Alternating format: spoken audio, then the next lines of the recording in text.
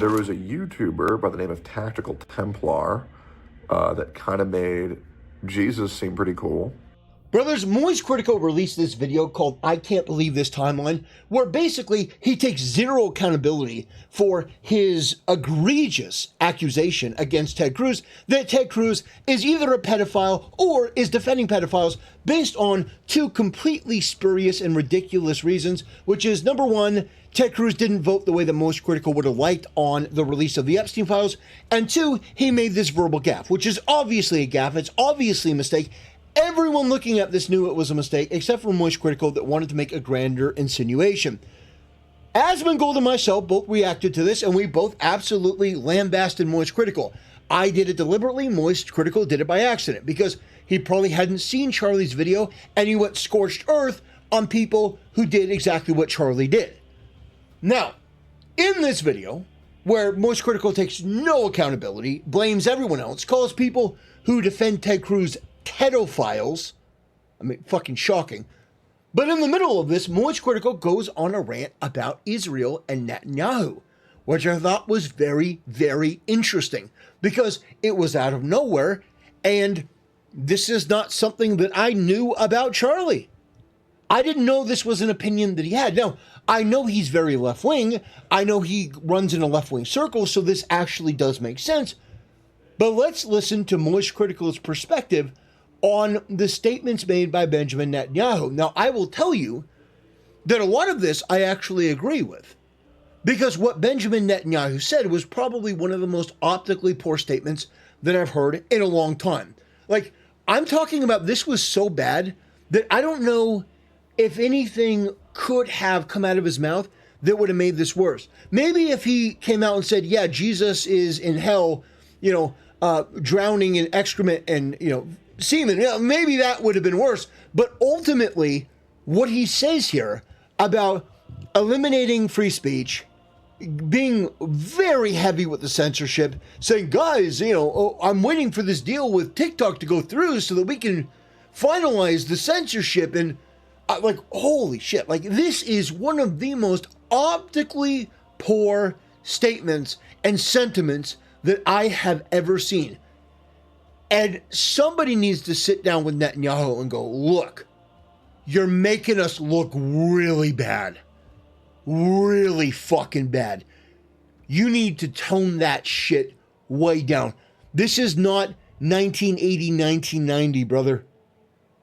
You need to change your entire approach, because if you think that censorship is going to help you in big 2025, brother, you are not paying attention. Go ahead and go on this topic now too. I guess I'm curious about what's another game plan if we lose evangelical support for the state of Israel. What's our backup plan to be strong, outside the diaspora? Christian influencers. Okay. You said we talked about the woke right, and you said I call it the woke Reich. That's a brilliant observation. The woke Reich, because these people. The woke Reich, that's what we're going to do. Guys, the way that we're going to get people to give money to Israel and support for Israel, we're going to call them the woke Reich.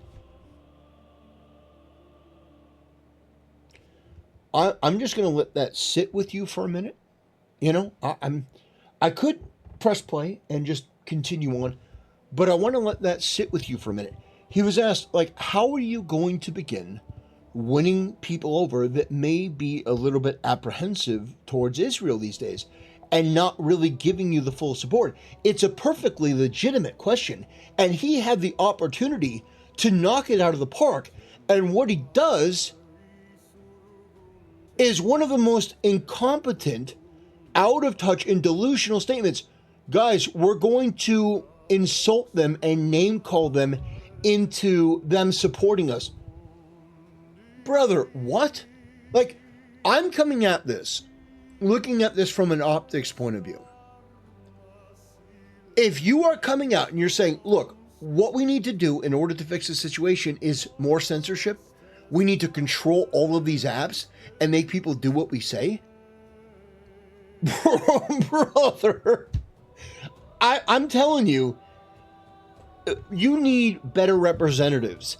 You need better people to articulate your viewpoint and your cause in a way that is more savvy to the internet, because, brother, you could not have done a worse job representing your cause and your side. People, they're not any different from the woke left. I mean, they're insane. They're loonies. Yeah, that's his strategy. A galaxy brain chess maneuver here. Call everyone that doesn't support Israel Nazis. Pff, whoa, holy shit. You know that you have made an irrecoverable blunder when Moist Critical and I are simpatico and on the exact same page. This he's alting right now. Wow. So basically, if you're not, like, eating out of this guy's gooch and supporting Israel on everything, you're a Nazi. To secure that part of the base of our support in the United States, that is being challenged systematically.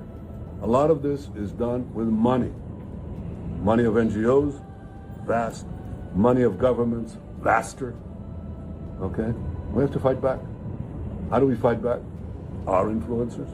Just in case you forgot, Israel literally pays influencers to suck their wiener and just be like these loyal little lapdogs to always just lap up whatever Netanyahu's gooch is sweating out.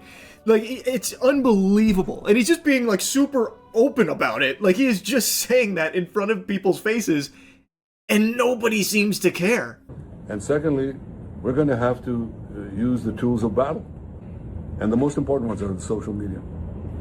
And the most important purchase that is going on right now is TikTok.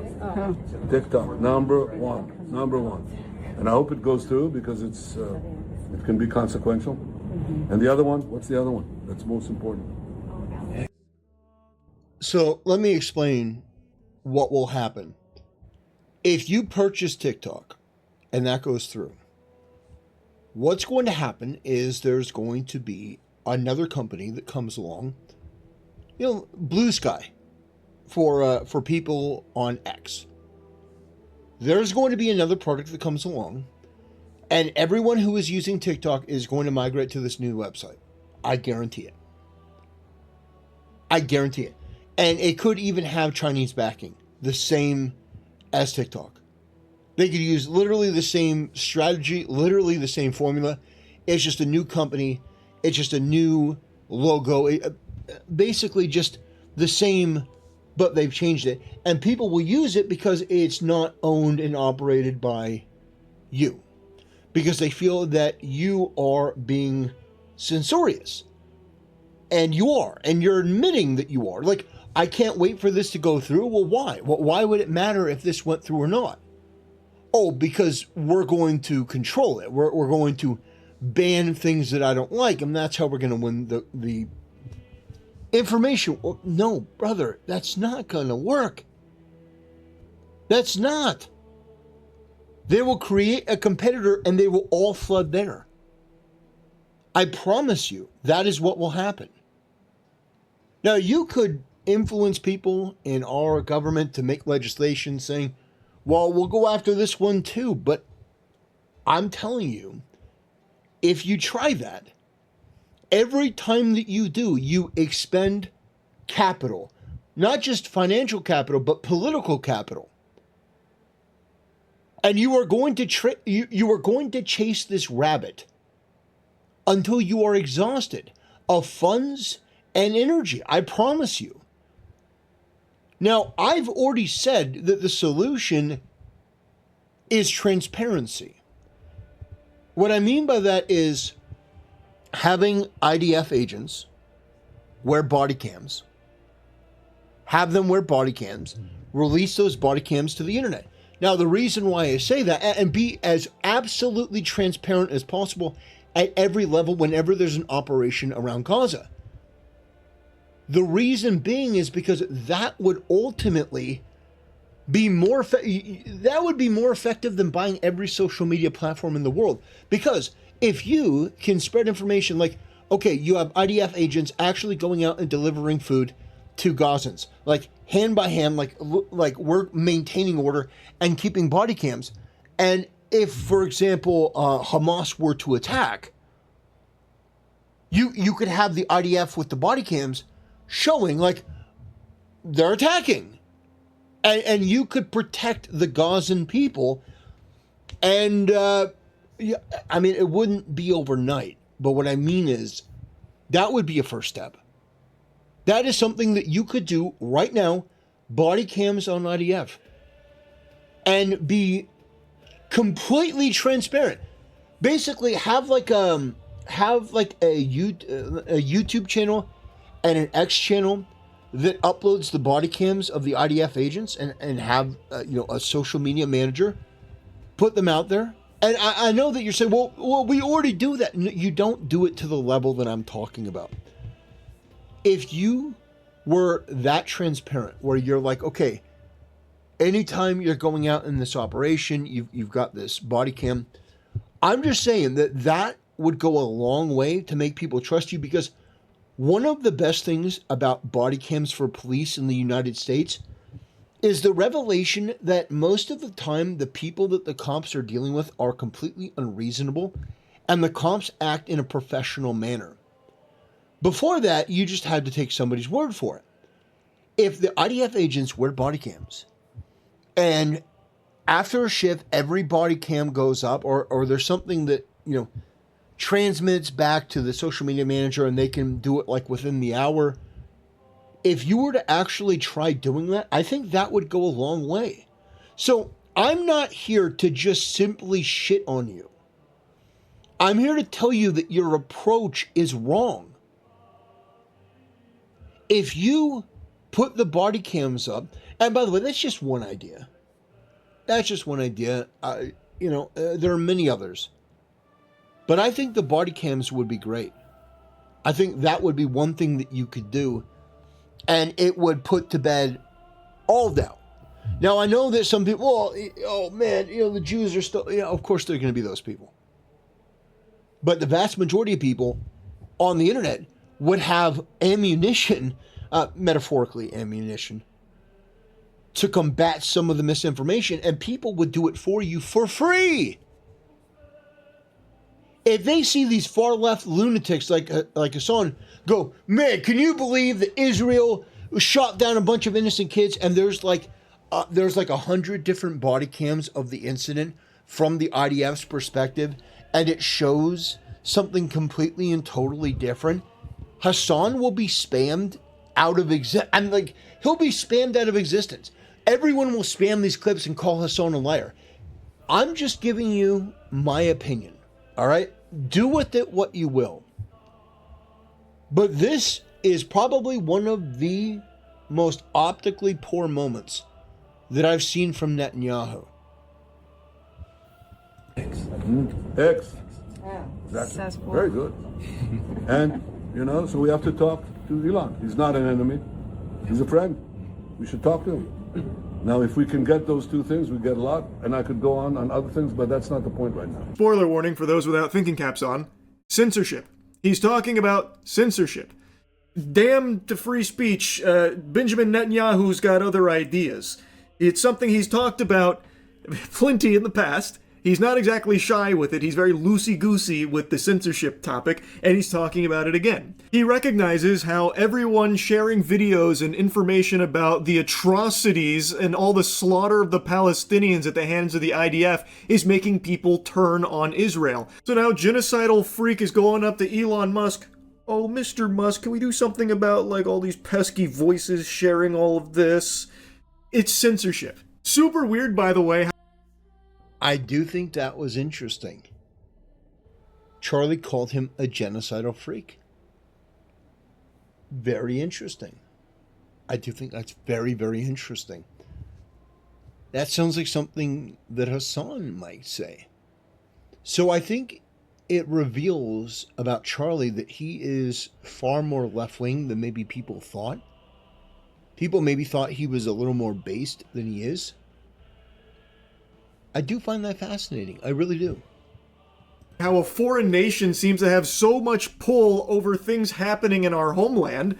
Why can Netanyahu come out with his full ass on display talking about how algorithms on the platforms here need to cater to him, and also He should be talking to Elon about Twitter so they can do something together in regards to, like, the people not liking Israel anymore and what they're having access to.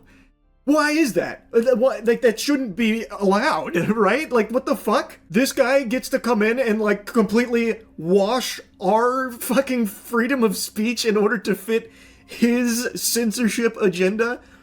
Cool. How about no, Goober? Like, come on. This should be an outrage to everybody, but it's not. It's just not. And that's just the signs of the times that we're in. No, I think that you're wrong, Charlie.